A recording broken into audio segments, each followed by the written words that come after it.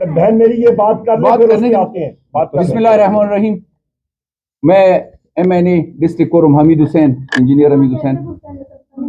मैंने काफ़ी कोशिश की है असेंबली में भी बोलने की, लेकिन जैसे आप लोग देख रहे हैं इजाज़त नहीं मिल रही।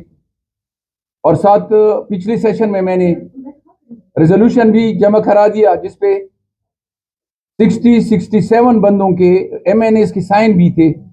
उसके बावजूद वो रेजोल्यूशन सामने नहीं लाया गया। रेजोल्यूशन मैंने जमा किया हुआ है और अब के हालात ये हैं, मैं आज भी बोलने लगा था, बोलने नहीं दिया गया, जो कि बाद में जब हम उनको पता चल जाता है कि हम बाहर हैं तो उसके बाद आवाज दे देते हैं कि इंजीनियर हमीद हुसैन बोले और मैं बाहर होता हूं इसलिए वो आवाज लगाते हैं। तो उधर की सिचुएशन ये अभी तक हालात, रोड अभी तक बंद है, कोई रसाई नहीं है।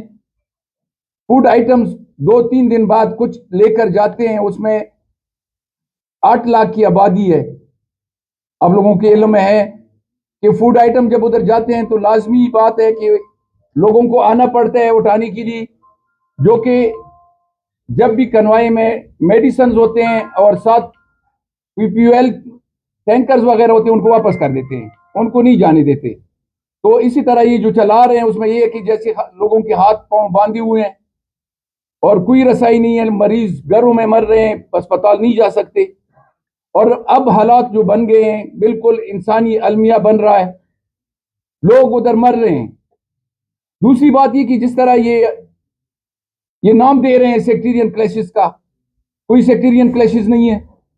अब रिसेंटली हमारे जो जरगी हुए हैं उसमें ग्रैंड जरगा वालों ने, ग्रैंड जरगा जो है हमारा हरिकेन के अलावा, उन्होंने गवर्नमेंट से उन्होंने गवर्नमेंट से कहा है कि फरीकैन तो दोनों कह रहे हैं कि रोड में हमारा कोई अमल दखल नहीं है, रोड हमारी तरफ से बंद नहीं है। तो उन्होंने फिर गवर्नमेंट से यही पूछा है कि रोड फिर किसने बंद किया है, जिसका गवर्नमेंट जवाब नहीं दे सकी और अभी तक रोड बंद है, बुरी हालत है। तो मैं आर्टिकल जिस तरह 9 है, आर्टिकल 9 में पूरी शहरियों को तहफ़्फ़ुज़ हासिल है कि उनकी लाइफ जो जिंदगी है उसको तहफ़्फ़ुज़ दे, उसके मुताबिक कोई तहफ़्फ़ुज़ नहीं है हमें।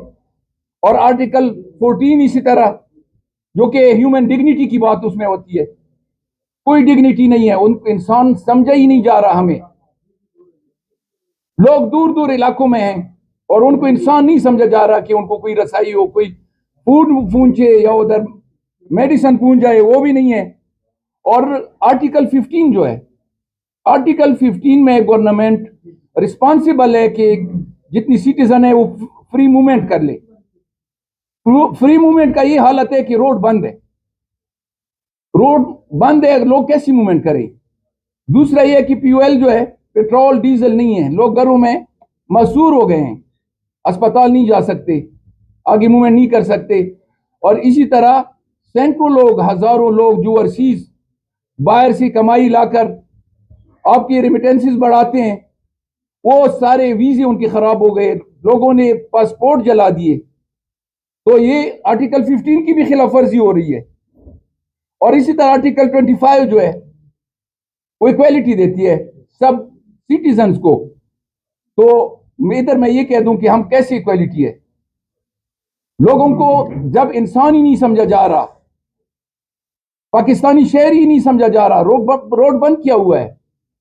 तो मैं यही बात फिर कह देता हूं, सारे जितनी भी जिम्मेदारान हैं, तो ये आईन के मुताबिक हम कहते हैं कि हमें आईन के मुताबिक आज़ादी दे और हमें अपना हक दे दें, और जो पेट्रोलियम अद्वियात वगैरह की कमी है वो पूरी की जाए और रोड खोल दिया जाए। Thank you. एक तो ये कह रहे कि जो सुप्रीम कोर्ट के फैसले की रोशनी में जो निश्चित हैं उसके लिए आवाज आप कब उठा रहे हैं? वो एक बहुत बड़ा खला है पार्लियामेंट का, वो आप कब पूरा कर रहे हैं?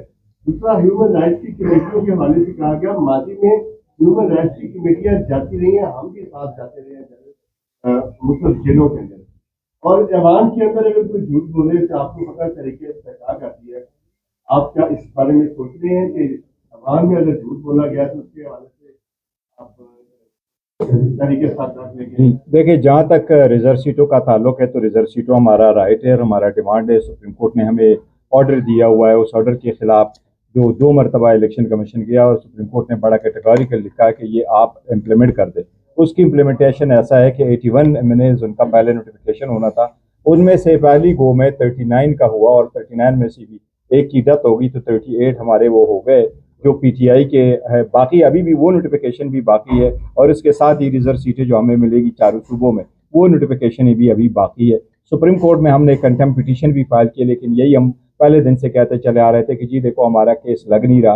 वो हम इस्तदा सुप्रीम कोर्ट से भी किए। कल खान साहब ने चीफ जस्टिस साहब से भी रिक्वेस्ट की कि सारे पूरी दुनिया मुल्क कौम आपकी तरफ देख रही है, आप अपना रोल आईनी प्ले करें और ये करें। वो हमारा एक मैटर पेंडिंग है सुप्रीम कोर्ट का। हमारी यही इस्तदा है कि जल्द से जल्द वो सीटें हमें मिलें और वो इम्प्लीमेंट हो, और इसी तरीके से KPK का फिर सेनेट का भी इलेक्शन हो। जहाँ तक ह्यूमन राइट्स का ताल्लुक है, यस, एजेंडा चेंज नहीं होना चाहिए। चेयरमैन के पास इख्तियार है, वो एजेंडा दोबारा बनाएंगे और दोबारा रखेंगे। नेक्स्ट मीटिंग होगी इंशाल्लाह। जिस तरह उन्होंने बड़ा क्लियरली लिखा है कि हम जा रहे हैं। देखिए ये पॉलिटिकल इशू नहीं है, ये ह्यूमन राइट्स का इशू है।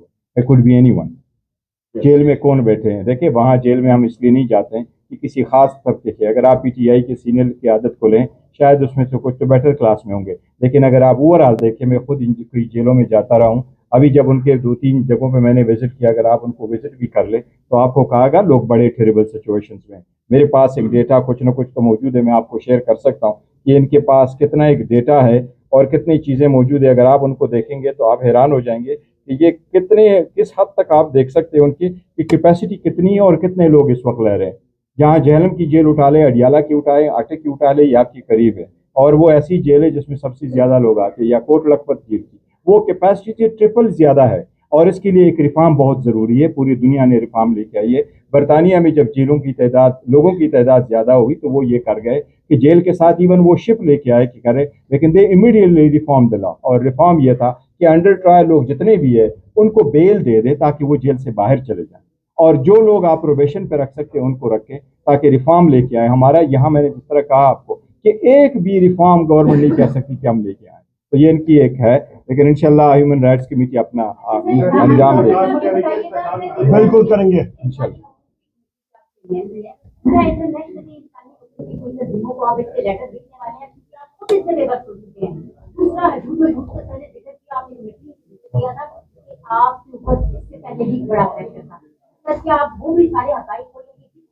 मैं नाम ले लूं और आप चला नहीं सकेंगे, आपके मालिकान की टांगे कांपेंगी। मैं तो नाम ले लेता हूँ, सोशल मीडिया में भी आपके ऊपर पीका एक्ट लग जाएगा। मैं तो नाम खोल के लेता होता हूँ।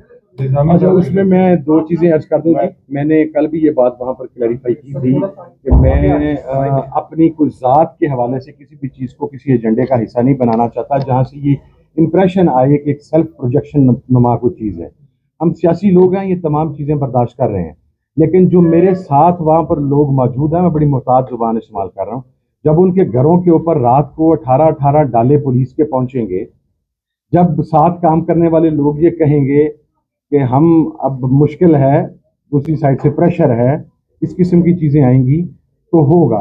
हमारी फर्स्ट प्रेफरेंस ये है कि जो हमारे पर्सनल इशू है, मेरी ज़ात का इशू है, मैं अपनी ज़ात के बारे में किसी इंटरनेशनल ह्यूमन ऑर्गेनाइजेशन को नहीं लिखूंगा। मैं चाहता हूं कि मेरी ज़ात का इशू पाकिस्तान में ही सेटल हो। लेकिन अगर पाकिस्तान के शहरियों के ऊपर गोलियां मारेंगे, आप उनको टॉर्चर करेंगे, आप ह्यूमन राइट्स को वायलेट करेंगे, फिर आप बात भी नहीं सुनने देंगे, फिर आप उस फोरम के ऊपर उस चीज़ को एजेंडा में से भी निकाल देंगे, तो फिर obviously yes, I have to do something, and being the chairman of standing committee human rights, I will do that definitely. हम लोग एक सेकंड मैं बताता हूँ आपका, जहां पे बात खत्म की है साहबजादा साहब ने, Hamoodur Rahman commission report public होनी